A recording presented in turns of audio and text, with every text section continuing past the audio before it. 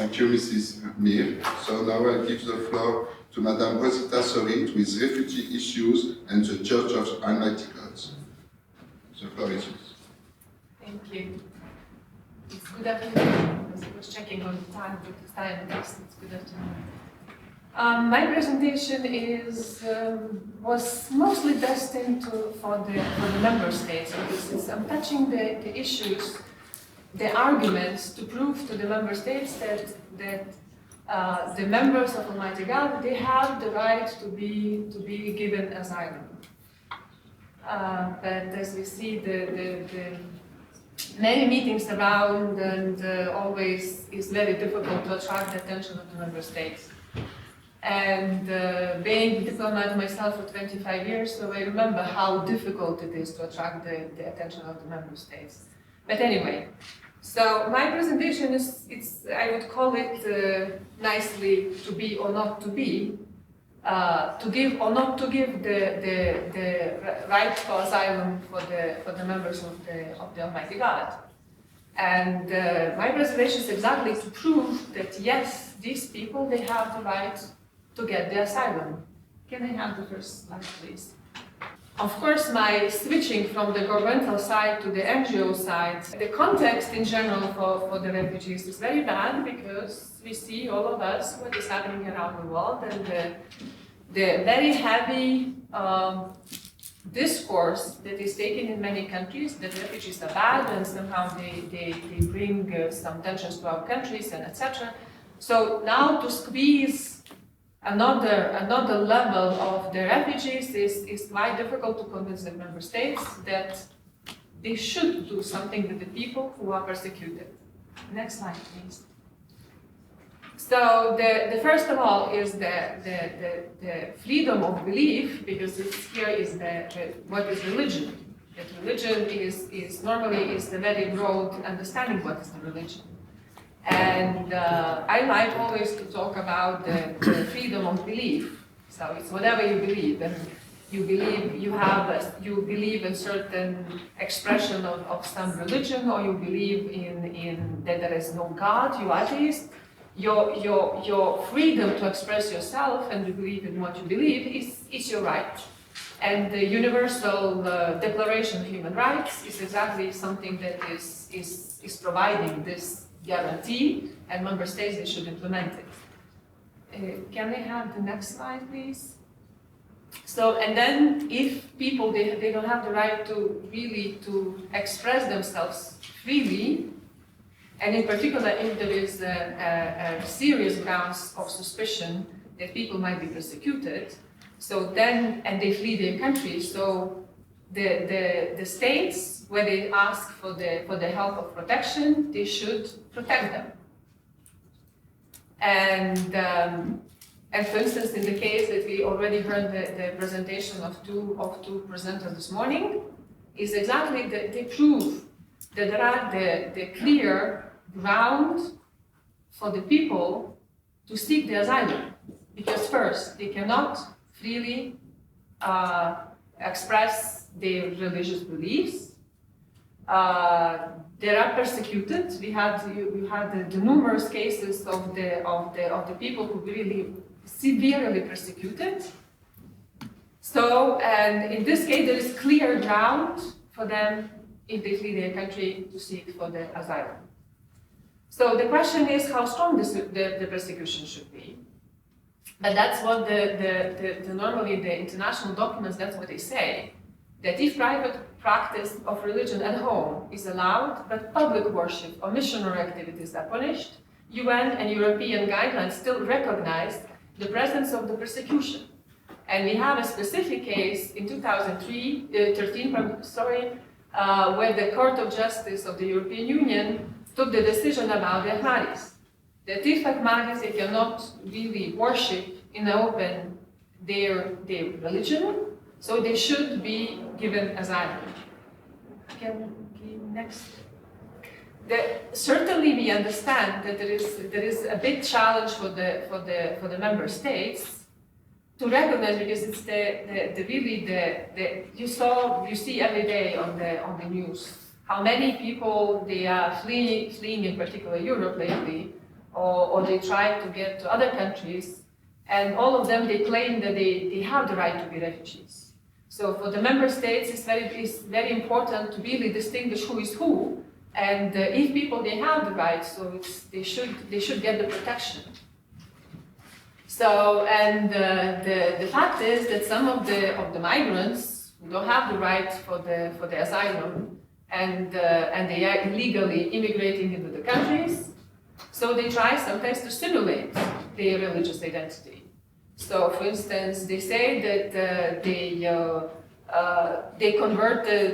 arrived in the country being Muslim from a Muslim country, but then suddenly they decided to convert in a European country, and they say now they're Christian, and if they go home, they will be persecuted. So in these cases, so it's normal that they are not granted the asylum. It's because we don't know how sincere the conversion was, and etc. So you have this kind of things that the government, they should take in mind. And as you see, because there is a very, very important document, is the 2004 UNHCR guidelines, which very often they give the explanation for the member states, to guide the member states in the many different aspects of these very tricky issues. And these guidelines, they recognize the problem of what to do with the people who are converting in place. So, but they advise that every case should be examined individually for credibility, but without placing excessive burden on the asylum seeker. So, but in the case of the Church of Almighty God, they believe it's not even the relevant concern, because the people already they arrived, they left their country and they arrived to the host country. And they already they emigrate, or they leave their country because there is a clear persecution. Next slide. So, and as we saw from the previous presentations, in the case of the Church of Almighty God, it's already it's in the law. So it's not, you don't need really look very far away trying to find the proofs if these people are persecuted. If you have the law, as Professor Introvini mentioned, if you have the list and the Church of Almighty God is clearly cited in the list as one of the most dangerous, evil cults perceived by the Chinese government, so there is a clear ground that these people, they are persecuted. So meaning that we don't need much more, to have much more proofs for that. Next slide, please. So but the reality is that the situation of the members of the Church of Almighty God trying to get the asylum in many countries is very difficult. So it's only in few countries that they are more or less easily or on time given the right to stay. It's US and it's Canada. So they struggle very much in many European countries. So some countries, they are easy, and you see by the pattern in other cases also that for instance the country like Sweden, so they are more understandable. So because they know all the tricky aspects of the situation of people who seek the refugee status. But let's say the country like Italy or France, it's very difficult. So it's out of in Italy, out of 600 people who applied for asylum, just few people they were given, right? In France, again, is like out of some 100 people, just few people they received the status. So the rest, and that is the very dangerous part, the rest they risk, because when you are refused the asylum, so then you should go home. And going home, it means that you most probably you will be taken into custody, and nobody knows what will happen to these people. And that is in particular a difficult situation, because there are quite serious grounds for the suspicion that people might be tortured, and that is very dangerous. And if we read the international documents such as the international refugee law or humanitarian law, so you have the principle of non-refoulement. So when a country really refuses or even deports people, they should be very, very sure that these people will not be persecuted or tortured. And in the case of the members of Almighty God, of the Church of Almighty God, it's clearly there is a risk that they might be, and we have even the facts, because even myself, I met people who were later, they were deported, for instance, in Korea and in South Korea. So, and we don't know what happened to these people. So, and that it's a very dangerous breach of international law. Next slide. And now we're just coming back because the most difficult country so far for the refugees of the Church of Almighty God is the South Korea, because so far nobody got the protection, and not only they got the protection, but they had I should say that myself, I cannot be very sure if they were deported or people they just left because they received the order to leave. Because sometimes you receive the order to leave, but you stay. But some people in South Korea, they were forced to leave and they left. And as I mentioned, so nobody knows what really happened to them. We don't have the news anymore. So now I'm coming a little bit like to the conclusion that, as you see, that there are many arguments proving that the members of the Church of Almighty God, they have the right to get the refugee status. Because there are 5 principles which are mentioned in the 2004 UNHCR guidelines given to the member states. And one of the guidelines is that all beliefs are protected, that beliefs about religion are eligible for protection. So if you are persecuted because of your beliefs, so you have the right to be protected. And as you saw from my arguments and the previous speaker's arguments, it's clearly that there is a ground for the serious concerns and need for protection. Next slide, please. So sometimes in the process for the judges or the commissions who take the decisions to grant or not to grant asylum, sometimes the argument is that they try to question people and to see if they are very skillful in knowing the finest elements of their religion. And the guidelines, they say that it's not necessary that individual believers prove that they are very fervent or particular acknowledgement in the religion. Being a member of the persecuted religion is enough. And there is even worse situation, that sometimes the interpretation of the religion that, for instance, the judges they have from the internet is something that is not entirely what the believers, how believers they see the certain aspects. So we will not go in theology because I'm not very good at that. But also is sometimes this confusion is the reason why the people were rejected, because somehow it's not believed that they are the members of this church, and that is also very dangerous. Next slide, please.